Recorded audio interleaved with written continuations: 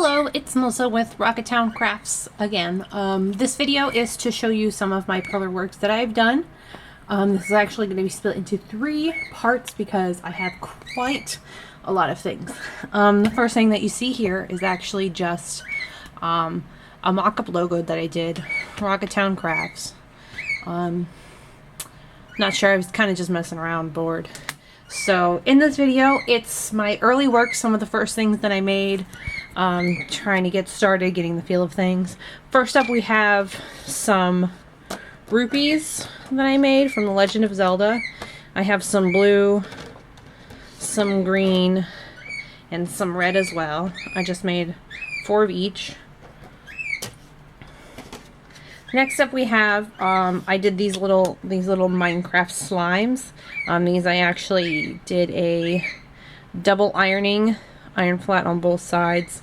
This tends to happen if you look when air bubbles get trapped. It happens a lot when you fully iron both sides. Air bubbles will get trapped and then they'll pop like this.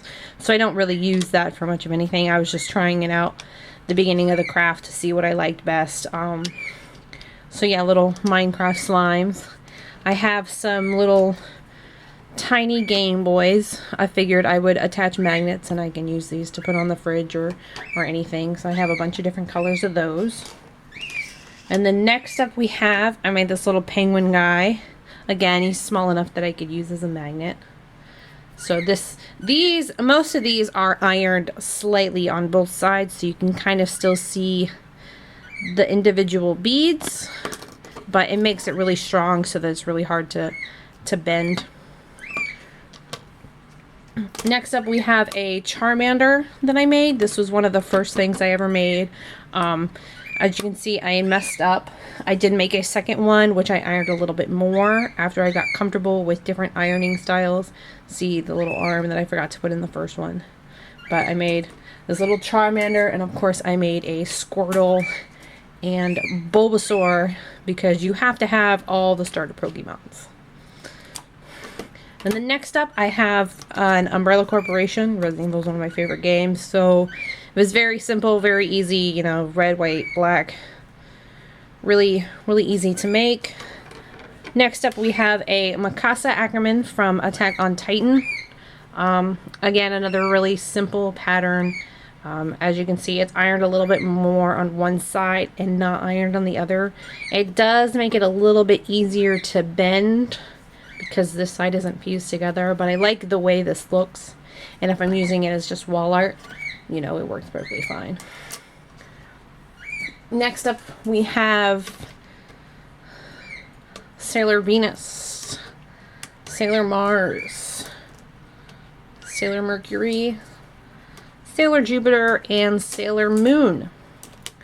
I have the set of all 5 of the first Sailor Scouts. These they were sticky tacked to the wall. They stay up pretty good. A little iron on one side, not iron on the other side. I plan on making the rest of the Sailor Scouts, but I started with just those. Next up I have a Link. Here's another one that was tacked up to the wall. Just a simple little Link design. A mushroom, a Mario mushroom, with, as you can see, there's sticky tack in the middle of him. I didn't iron him as much. He was another one of my first creations because he was simple. And then I have little tiny Dragon Balls. I'm gonna make different bigger ones of these, but I have the entire set. One is missing. I guess the little 5-year-old took off with it, but I did make the entire set of all the Dragon Balls. Next up I have a Calcifer from Howl's Moving Castle. As you can see, most of my designs that I started off with were very simple. These probably took, you know, about 30 minutes to make, just starting off with the craft. It's very easy to find patterns online for almost anything. Here we have a Toneberry. That was a Chocobo. Here we have a Toneberry. Probably one of the more difficult ones, but that's just because, like, there's a lot going on in the pattern with, like, the different colors and just making sure you get the detailing right. Fully ironed on one side, not ironed on the other. The next up is a Moogle, the same, unironed almost fully ironed. The beginning, trying to get used to the ironing, what setting you want it on, what works for you. You know, some people, they go in circles, some people go back and forth. I try to use a combination of both to get a nice even iron on it. Next up is a red mage, Final Fantasy 1, a red mage sprite. I also had a black mage and a white mage. They were the first 3 things that I ever made, which is how I started the craft. So, but they actually sold. So I have this one, which is left. And then I have a small Totoro with an acorn bag. If you ever seen the movie My Neighbor Totoro, you know little Totoros like acorns. So those are all of my beginning crafts. It's quite an addicting hobby. They're very easy to make, very easy to find the patterns.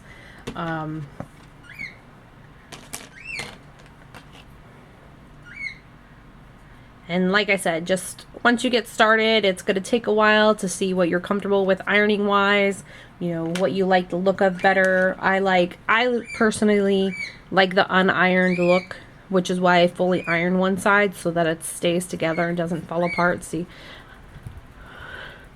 So it's pretty sturdy. It's just a little bit less than the ones that are ironed a little bit on both sides. And like the strongest ones, of course, are going to be the ones ironed on both sides. Like this is very hard to bend. So it's just a personal preference. And all of these designs are for sale on my Facebook, which will be in the description below, as well as my Instagram. Any information, feel free to leave comments, suggestions, what you like, what you don't like. Everything's open up for discussion. Thank you for watching.